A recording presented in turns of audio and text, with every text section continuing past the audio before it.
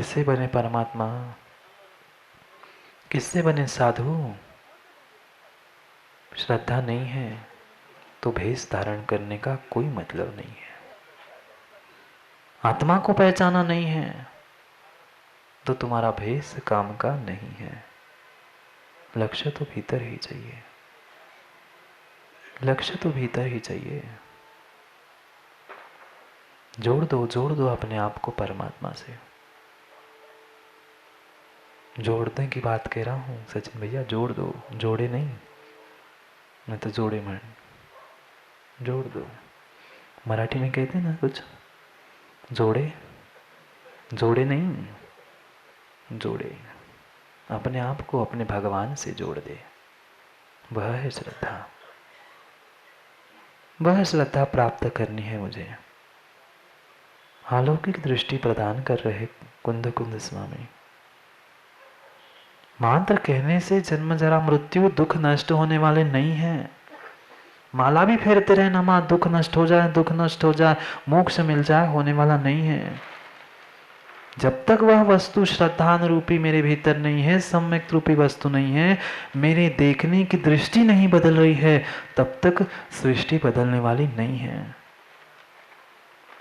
घुमा दो एक बार अपने भीतर उस सम्यक रूपी श्रद्धान रूपी छड़ी को, घुमा दो, घुमा दो। मां कैसे करते हैं कुछ कुछ वस्तुओं को प्रासुक। भोजन कथा नहीं चल रही, दृष्टांत दे रहा हूं। भ्रमित है लोग, क्या करे प्रमोद भैया, अभी भोजन कथा की व्याख्या ही नहीं पता। आचार्यों ने फिर सभी ने भोजन कथा स्त्री कथा ही की होगी, बाकी तो कुछ किया ही नहीं। मां जब जूस को प्रासुक करते हो, क्या करते हो? उबाल देते ना, कढ़ाई में बर्तन में रख के उबाल दोगे तो उसका सब ही नष्ट हो जाएगा, काम की नहीं है। उस तेज गर्म हो गए हुए उस चम्मच को, क्यों? इतना बड़े बर्तन में वह जूस था, कितने ज्ञानी माता है।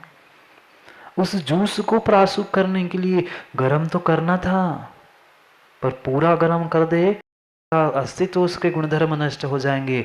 मां क्या किया? नहीं करते ना आप लोग, नहीं करते।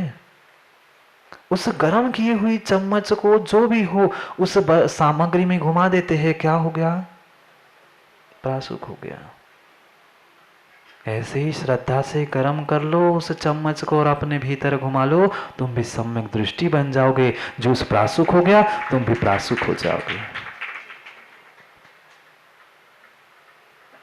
हो जाओ प्रासुक, हो जाओ सम्यक दृष्टि। प्रयास तो करता हूं महाराज, बिल्कुल प्रयास करता हूं कि अब मैं सम्यक से च्युत नहीं होऊंगा, पर पता नहीं क्या हो जाता है। जब कषाय आती है, जब विषय याद आते हैं, तब सब ऊपर की राख निकल जाती है। कोयले को देखा, कोयले को देखा कभी? वह कोयला जलता है, अंदर जलता रहता है, पता नहीं चलता। ऊपर से बिल्कुल राख जम जाती है, थोड़ा सा धक्का दे दो, राख गिर जाती है, पुनः धधकने लगता है। मेरे सम्यक के साथ, मेरे साथ ऐसा ही हुआ। पंचम काल है ना, पंचम काल है। हाँ, जल रहा है कोयला, पर ऊपर राख जमी है, ऊपर राख जमी है, दिख नहीं रहा। अंदर श्रद्धा का दीप जल रहा है, पर कुछ विपरीतता के कारण ऊपर राख ढक चुकी है। हटा दो राख, हटा दो राख, थोड़ी सी राख है। कितनी कितनी निर्मल दृष्टि है आप लोगों की, जितनी प्रशंसा करे उतनी कम है। मां कितनी श्रद्धा, पत्थर को पूज रहे हो, कागजों को पूज रहे हो, और इंसान को भगवान मान के पूज रहे हो। किसी अन्य धर्म में, किसी अन्य दर्शन में वह भगवान जैसी पूजा अष्टद्रव्य से उस निर्ग्रंथ की नहीं होती। एकमात्र हमारा जैन ही दर्शन है कि पांचों परमेष्ठी को भगवान मानता है।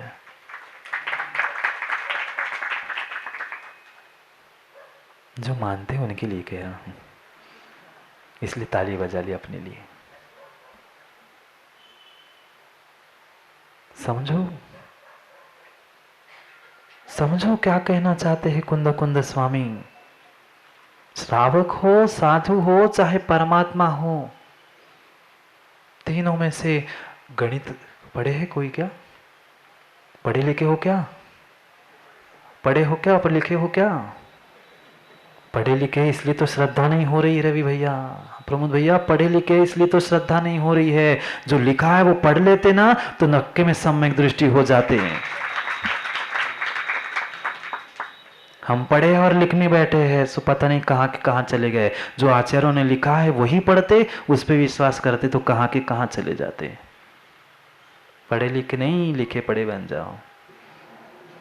बताओ ललित डॉक्टर कहाँ गए? दिख नहीं रहे? हाँ बैठे हैं। डॉक्टर साहब मैथ्स थोड़ा सा पढ़ा था क्या? बायोलॉजी तो होगी पर 12th तक तो पढ़ा ही होगा ना मैथ्स। जब सॉल्व किया जाता है प्रॉब्लम, कुछ ब्रैकेट के अंदर होता है, कुछ ब्रैकेट के बाहर होता है, और उस ब्रैकेट में भी कुछ कॉमन फैक्टर होता है। उसको क्या करते हैं? कॉमन फैक्टर को निकाल कर बाहर कर लेते हैं। पहले अंदर सब्सट्रैक्शन, एडिशन, बाकी सब ब्रैकेट के अंदर का करते हैं और फिर कॉमन फैक्टर को एक साथ। आप लोगों ने नहीं पढ़ा क्या मैथ्स? इतना तो पढ़ा ही होगा ना, हमसे तो ज्यादा ही पढ़े लिखे हो आप लोग। उस कॉमन फैक्टर को निकाल लेते हैं और सबसे आखिरी में उसका गुणा होता है। पहले प्रोसेस किस में होती है? ब्रैकेट में, और फिर ब्रैकेट के बाहर उस कॉमन फैक्टर को क्यों सबके साथ मिलाकर गुना कर दो, इतना समय क्यों लगाऊं? एक कॉमन फैक्टर निकाल लिया, फिर अंदर की काम हो गया और उसको उससे गुना कर दिया, हो गया काम। आज तीनों में कॉमन फैक्टर बता रहे हैं कुंद कुंद स्वामी। चाहे श्रावक हो, चाहे साधु हो, चाहे परमात्मा हो, चाहे कच्चा माल हो, चाहे पक्का माल हो, चाहे वर्क इन प्रोग्रेस हो, तीनों में अगर कोई कॉमन फैक्टर है तो वह है श्रद्धा और वह है सम्यक्त। उसके बिना श्रावक श्रावक नहीं है, साधु साधु नहीं है और परमात्मा परमात्मा नहीं है। क्या निर्मल दृष्टि है आप लोगों की, क्या क्या श्रद्धा है मां। वास्तव में पंडित जी इन सबकी पीठ थपथपानी चाहिए। हाँ सही कह रहा हूं, हंस रहे हो आप?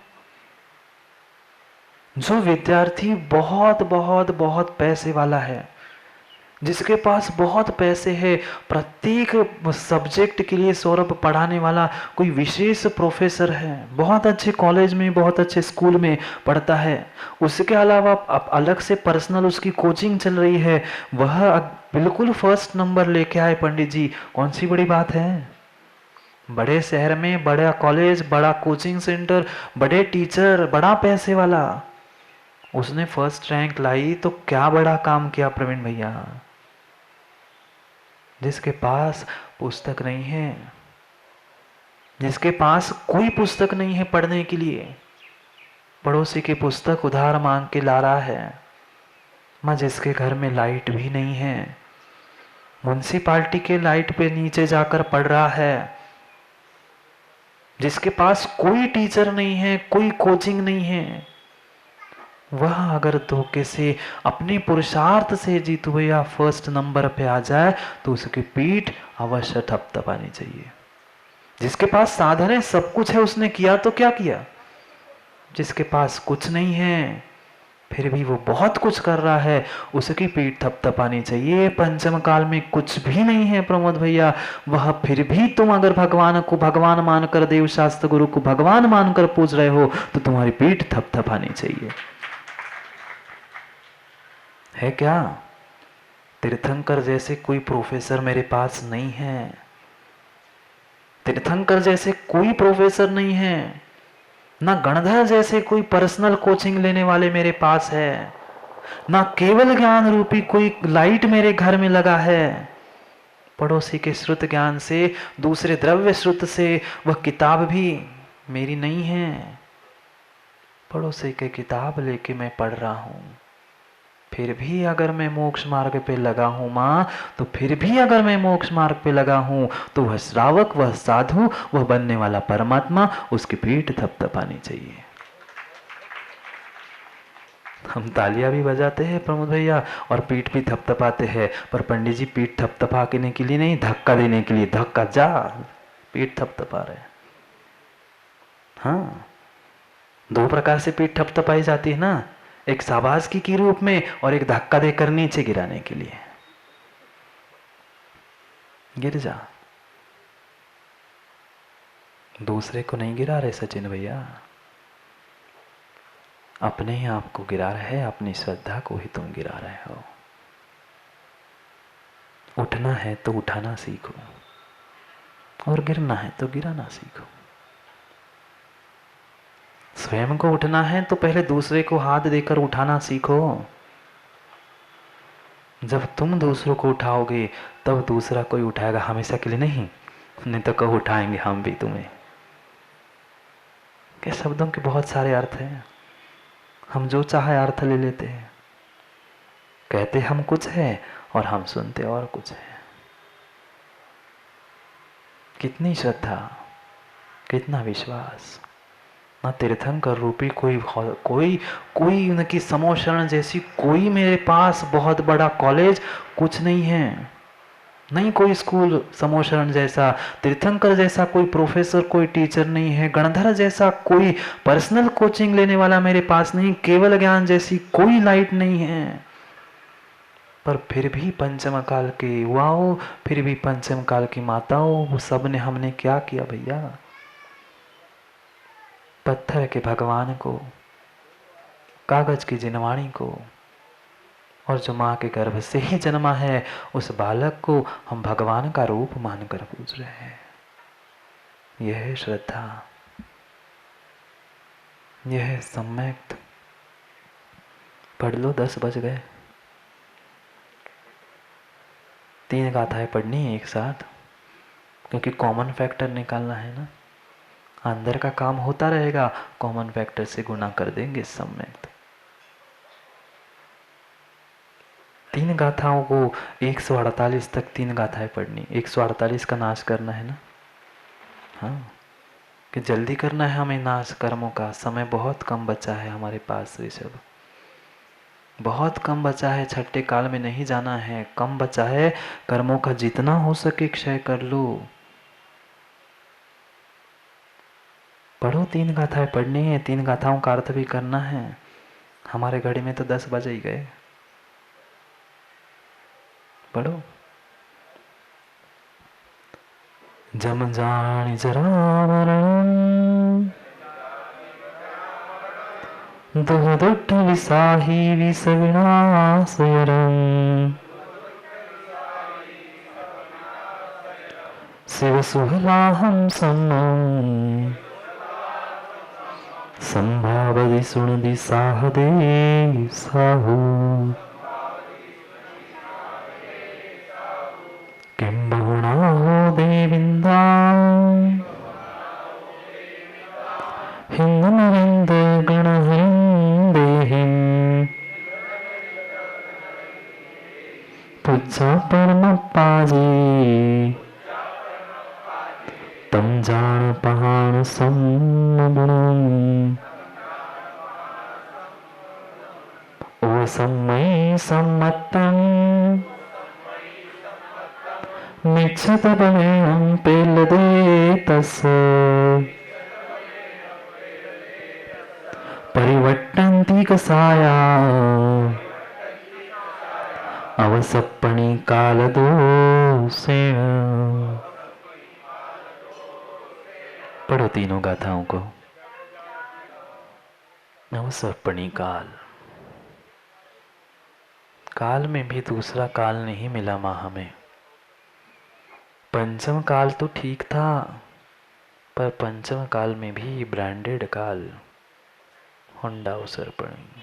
कितना पुण्य किया होगा पंडित जी, पंचम काल में भी होंडा अवसर्पणी काल मिला। काल के दोष बता रहे हैं।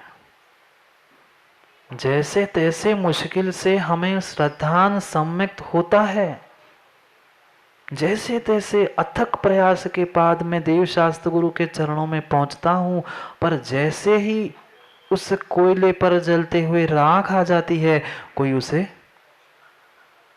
टच कर देता है। टच का ज़माना है ना, चाहे मोबाइल हो चाहे आदमी हो। कहाँ छोड़ते हैं हम किसी को? नहीं छोड़ते। अच्छा स्वप्निल, तुम प्रवचन सुनने आ गए महाराज के? क्यों टच करते हो? टच ही करना है अपने विषय कषायों को, अपने आत्मा को टच करो ना। दुनिया को टच करने से क्या होना है? पर आदत नहीं छूटती माँ, हमारी आदत नहीं छूटती। कोई युवा आना भी चाहता है तो हम सचिन भैया आने नहीं देते। दूसरों को टच मत करो, अपने विषय कषाय को टच करके निकाल दो। निकाल सकते हैं, टच करके आप अंदर भी ले सकते हैं और टच करके निकाल भी सकते हैं। करते हो ना मोबाइल में, इधर कर लो तो रिसीव हो जाता है, इधर कर लो तो कैंसिल हो जाता है। फ़ोन पे नहीं करते, हरे की तरफ करो और लाल की तरफ करो। टच से ही काम हो गया, टच से काम छोड़ भी गया। समझो उस श्रद्धान को, उस सम्यक्त को। हाँ, वर्तमान में उपशम सम्यक स्वयोगसमिक सम्यक्त ही है प्रमोद भैया, पर क्यों नहीं स्वीकार करते हैं? वह इतने छोटे समय के लिए है। एक बार भी जीवन में 1 मिनट के लिए नहीं माँ, एक समय के लिए तुमने जीवन में सम्यक्त प्राप्त कर लिया तो विश्वास मानना, अर्धपुद्गल परावर्तन से अधिक तुम्हारा ये संसार नहीं बचेगा। महाराज जी, वो तो शुरू में तो मिथ्या दृष्टि ही जन्म लेता है, अंत में भी मिथ्या से मरता है, फिर काम कैसे बनेगा? आचार्य महाराज कह रहे एक समय के लिए प्राप्त कर लो तुम सम्यक्त को, एक बार श्रद्धा कर लो, नियम से तुम्हारा वह जो संसार है अर्धपुद्गल परावर्तन बचेगा। चाहे जन्म से मिथ्या दृष्टि हो, चाहे मरण में मिथ्या दृष्टि हो, एक समय के लिए भी। लॉटरी जीवन भर लगती है क्या? लॉटरी जीवन भर लगती है क्या? एक बार लॉटरी लग जाए पूरा जीवन सुधर जाता है। एक बार वो जादू की वस्तु प्राप्त कर लो, पूरा जीवन पूरी दुनिया तुम्हारी बदल जाएगी। पर समझे तब ना, माने तब ना। मात्र हमें अलग बातें ही खोजनी है। नहीं हो सकता जन्म जरा मृत्यु का नाश, नहीं हो सकता दुखों का नाश।